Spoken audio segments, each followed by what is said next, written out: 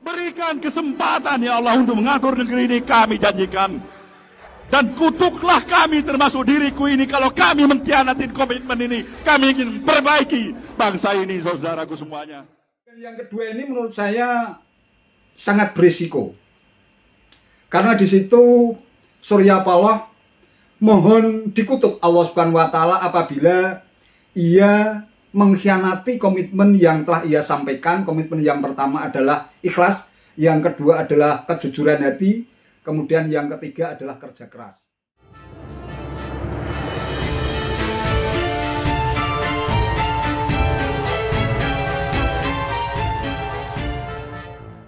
Assalamualaikum warahmatullahi wabarakatuh. Salam sejahtera untuk kita semua, salam budaya. Sahabat-sahabat tercinta sebangsa dan setanah air yang sangat saya hormati, Ketua Umum Partai Nasdem, Surya Paloh, memanjatkan doa mohon kutukan. Kalau boleh saya menyebutnya demikian. Dengan gaya orasi yang meledak-ledak seperti orang yang tengah melampiaskan amarah, entah kepada siapa amarah itu ditujukan. Yang pasti bahasa doa yang digunakan oleh Surya Paloh tidak seperti kata-kata atau diksi dalam doa pada umumnya yang selalu disampaikan dengan penuh kelembutan dan penuh kerendahan hati, memohon kepada Allah Subhanahu wa taala, kepada Sang Pencipta agar doanya itu dikabulkan.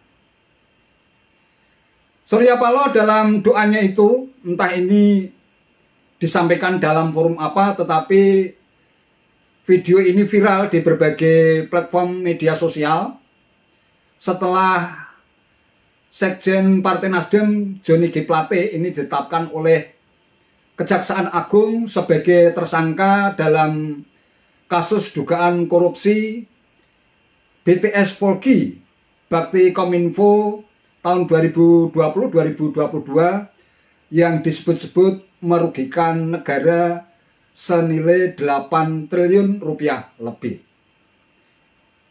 Ya, kita juga tidak tahu pasti apakah memang situasi dan suasana batin Surya Paloh saat itu memang dalam keadaan tidak baik-baik saja, melantunkan doa kepada Allah Subhanahu wa taala, kepada Sang Pencipta, mohon agar diberikan kesempatan untuk mengatur negeri ini dengan komitmen yang pertama adalah ikhlas, yang kedua kejujuran hati, yang ketiga adalah kerja keras. Apabila komitmen itu dikhianati, maka Surya Paloh mohon untuk dikutuk. Kemudian pada bagian yang lain, Surya Paloh juga memanjatkan doa itu dalam rangka untuk melihat Indonesia menjadi lebih baik, yang tidak ingin pemimpinnya hari ini selalu berpura-pura dengan penuh kemunafikan. Kita simak videonya. Ya Allah, ya Tuhanku, Sang Maha Pencipta, dengan ikhlas, dengan kejujuran hati, dengan kerja keras, kami berupaya berikan kesempatan pada pemilu yang akan datang, kami mengatur negeri ini. Berikan kesempatan ya Allah untuk mengatur negeri ini, kami janjikan. Dan kutuklah kami termasuk diriku ini kalau kami mengkhianati komitmen ini. Kami ingin perbaiki bangsa ini, saudaraku semuanya. Sisa hidup yang ada ini ingin kami berikan, terutama saya sebagai pimpinan ini, berikan ya Allah. Sebelum mencabut nyawaku, aku ingin lihat Indonesia yang lebih baik daripada hari ini. Aku ingin lihat Indonesia yang lebih baik, Indonesia yang pemimpinnya tidak lagi berpura-pura dengan kemunafikan seperti hari ini ya Tuhanku. Izinkan kami ingin memperbaiki.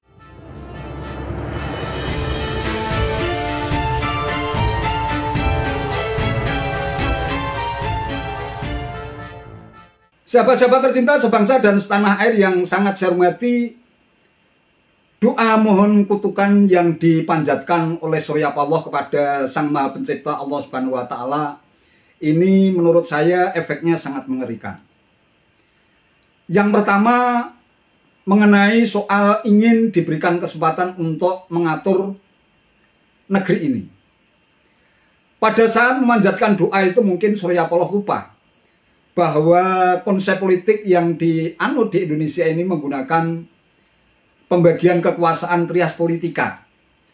Ada 3 lembaga yang memiliki kekuasaan dan kewenangan masing-masing agar ketiga lembaga ini bisa saling bersinergi sehingga negara ini bisa teratur, bisa memiliki pranata, baik itu dalam soal undang-undang, kemudian dalam soal pelaksanaan undang-undang sampai pada pengadilannya.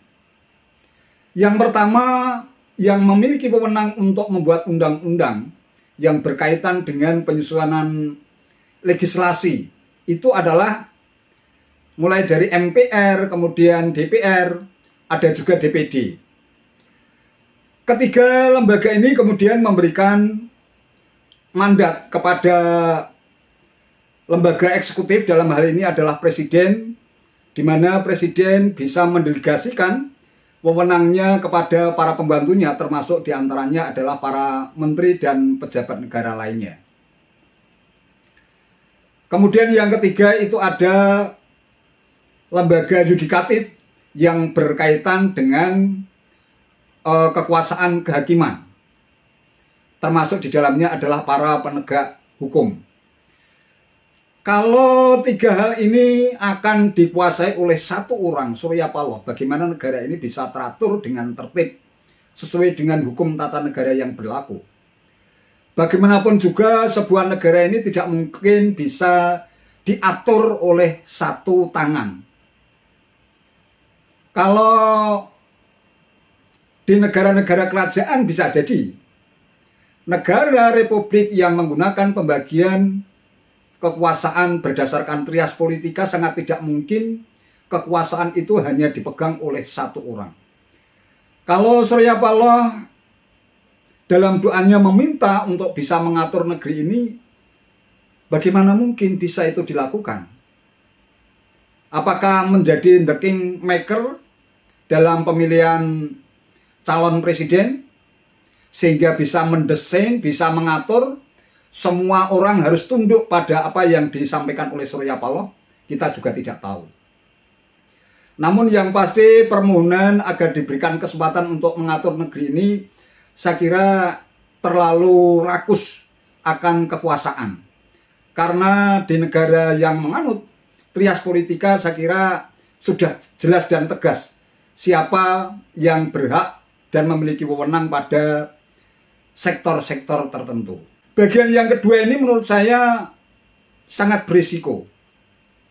Karena di situ Surya Paloh mohon dikutuk Allah Subhanahu wa taala apabila ia mengkhianati komitmen yang telah ia sampaikan. Komitmen yang pertama adalah ikhlas, yang kedua adalah kejujuran hati, kemudian yang ketiga adalah kerja keras. Bisa jadi pada suatu ketika Surya Paloh ini lupa, sehingga ia tidak bisa bersikap jujur dan apa adanya ketika menghadapi masalah. Ini perlu dipikirkan sebenarnya sebelum doa mohon kutukan itu disampaikan atau dipanjatkan kepada Allah Subhanahu wa taala, karena sangat berisiko, apalagi bahasa yang digunakan dengan menggunakan pilihan kata atau diksi yang penuh dengan nuansa kemarahan. Saya kira ini Surya Paloh harus lebih berhati-hati di dalam menjaga komitmen yang telah dipanjatkan kepada Allah Subhanahu wa taala agar jangan sampai tercederai atau terkhianati, supaya tulah itu tidak kembali berbalik kepada dirinya seperti sebuah bumerang. Jadi tulah ini adalah kemalangan yang disebabkan oleh kutuk karena perbuatan yang kurang baik terhadap orang tua, orang suci dan sebagainya, atau karena perbuatan melanggar larangan. Bisa juga disebut dengan istilah walat. Ya kita doakan saja mudah-mudahan Surya Paloh setelah memanjatkan doa yang penuh dengan nuansa kemarahan itu bisa terus dia ingat, sehingga jangan sampai Surya Paloh kena tulah. Sebab kalau sampai kena tulah ini memang resikonya sungguh mengerikan.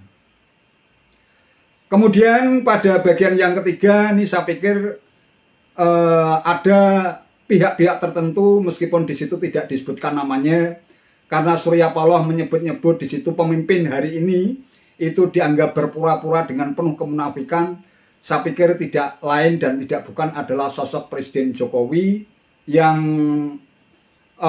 kelihatannya belakangan ini memang hubungan mereka berdua tampaknya sedang ada masalah. Bahkan terkesan Surya Paloh pun secara terang-terangan mencapreskan Anies Baswedan yang disebut-sebut sebagai seorang antitesis Presiden Jokowi. Ya bisa jadi karena ini berkelindan atau berkaitan erat dengan persoalan politik, sehingga Surya Paloh pun menyampaikan doa mohon kutukan yang risikonya sangat besar dan luar biasa. Ya kita doakan saja mudah-mudahan negeri ini tetap dalam keadaan baik-baik saja, makin rukun, makin bersatu, makin adil, makmur, dan sejahtera. Itu saja yang bisa saya sampaikan. Terima kasih atas perhatiannya. Wassalamualaikum warahmatullahi wabarakatuh.